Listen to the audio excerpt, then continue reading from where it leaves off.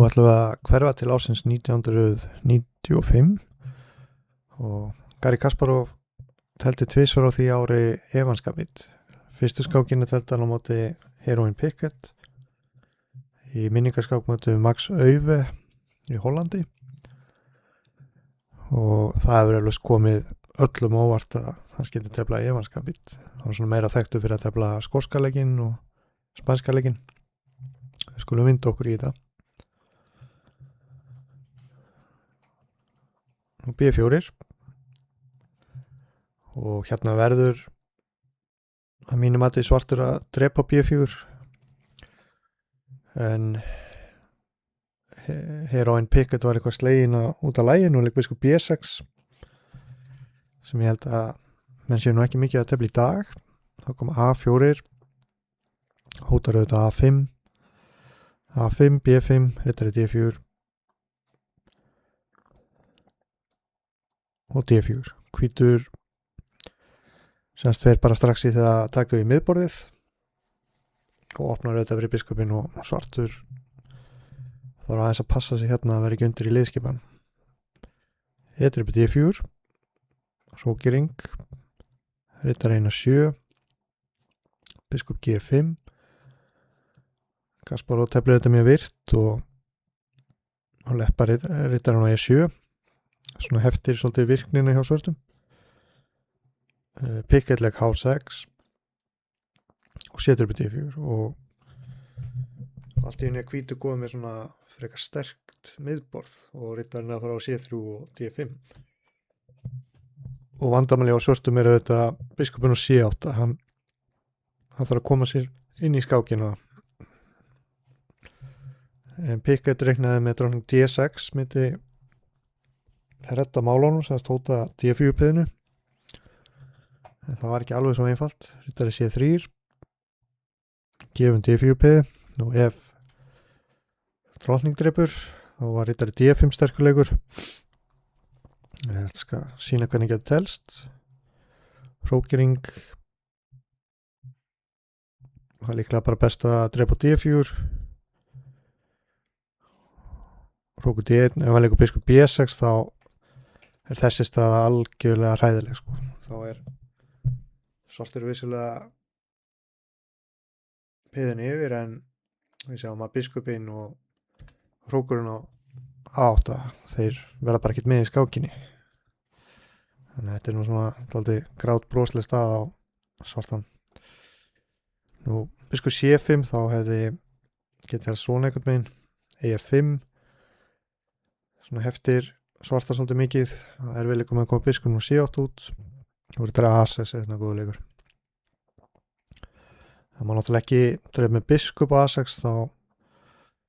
semst biskupinn bara að fara á D5 og piði á A7 líklega eða bara dreif á D7 þetta verðist allt vinna. Þannig við skulum fara eins og skákin fór bara biskup dreif á D4 og Kasparov náttúrulega þannig skákmaður hann náttúrulega rosalegur þegar hann með frumkvæði sko. Það alveg eins og sjálf kallað hann skrimslið með 1000 augun rittari D5 frábærleikur. Fórnar skiptamun nú hótar hvítur að drepa G7 hrókering 1-5 hrókur C1 drottningin í skotlínu hróksins C6, biskup A2 drótning A3 rittari Bjarni 6 og hérna náttúrulega vandamáli hjá svörtum að hótum að drepa F7 og vinna drótninguna þannig að svartur var að leika D5 og þessi staða náttúrulega braunin hvítur kall yfir en svartur með eitthvað 1 peð sína hvernig það deldist og svo gaf bara Pickett hérna. Þannig að þetta var mjög mikil raskjelling og Pickett var þarna með 2670 stig árið 1995 það nú hans hástigatala Kasparov var sjálfur með 2805 en hann lét Pickett líta ansi illa út þarna og hugsanlega var það byrjunin kom honum á óvart og byrjunarfræðin var ekki alveg jafn þróuð eins og í dag út af tölvurnar voru ekki alveg jafn sterkar en já, þetta var skemmtilegt og þá er það næsta skák. Næsta skák er skákin Garri Kasparov Vishy Anand. Hún var telt í minningamótunum Tal í Ríga 1995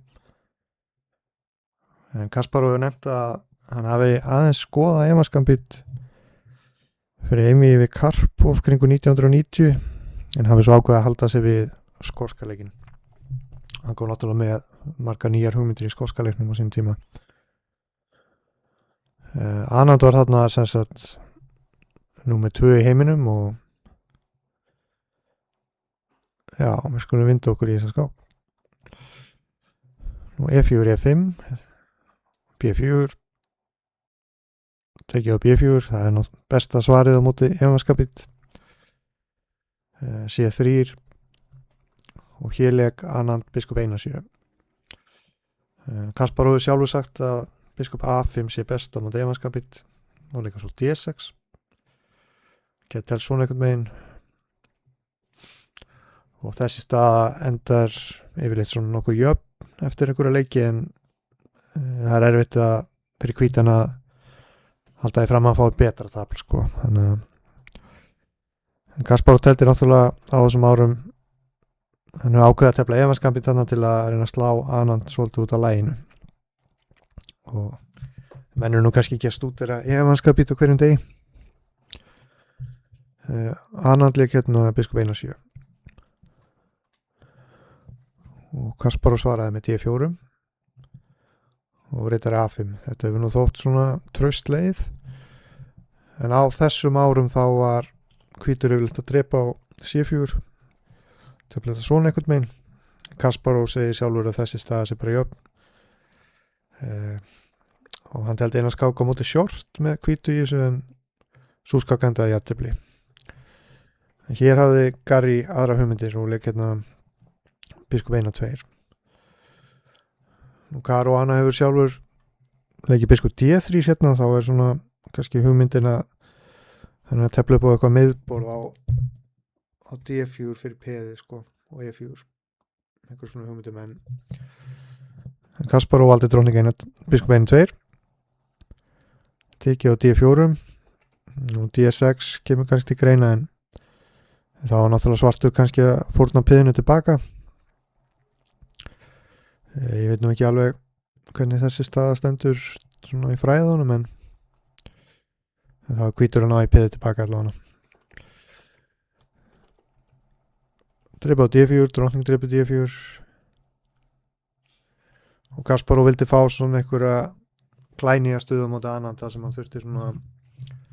kannski að treysta á sjálfan sig Anand, ekki eitthvað undirbúning. Nú riddari F6 Vishy vildi halda í peðið en nú aðri leiki til eins og D6 með eitthvað framhald hérna skák sem er telst já Anna Mositjuk hefur telt svona með hvítu og hún fekk nú ágæta stöðu hérna en það er önnur saga. Riddari F6 Anand vildi halda í peðið og drótning G3 og hér er náttúrulega hvítu með pressun á G7 peðið og svo eru hugmyndir eins og hrókera og fórum hrókin á D1 og leika svo C4 C5 og það er þessi biskup á C8 er svona hann er ótt aldrei vandræðum í svona stöðum. Anand leik G6 hrókering biskup G6 þá hefur nú Garri Kasparov sjálfur talað að myndi hugsanlega bara hrókera ekki taka skiptaminin og tefla bara svipað í skákinni ef við förum yfir það rétt brá. G6 hrókering og heilega Anand riddari B6. Getum skoða hvað gerist ef svartur hrókerar C4 riddari C3 D6 biskup H6 og höldum pressunni hérna á DSS-beðinu og C5 getur farið að vera óþægilegur leikur. Segjum riddari D7 og hér er kannski ágætt svona stoppa bara og spreita sig hvernig maður tefnir áfram. Það lítur kannski út fyrir að Svartur sé bara að koma sig út af vandræðunum en Kasparov er með hugmyndina hér að leika riddari G5 sem strepið og F4 og samkvæmt Kasparov þá er þessi staða nánast töpuð á Svartan.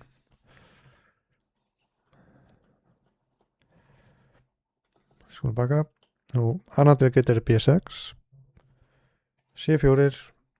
hér sjáum við hugmyndirnar á örvanum hrókur D1, biskup B2 og C5 hugsanlega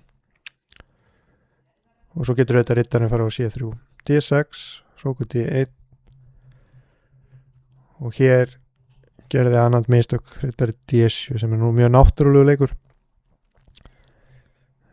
Tölvurnar er hrifnar að leika riddari A4 sem skoðum við fyrir C5 en svona fyrir mannsögu þá er riddarinn dálítið svona astnalur hérna á A4 eitthvað einn en nóg það, hann leikur riddari D7 biskup H6 kemur við fyrir að Svartur getur hókirað sterkur leikur hann svona gefur Svörtum enga frið það er mikið að það er bara fórna lið eða haldi í frumkvæð og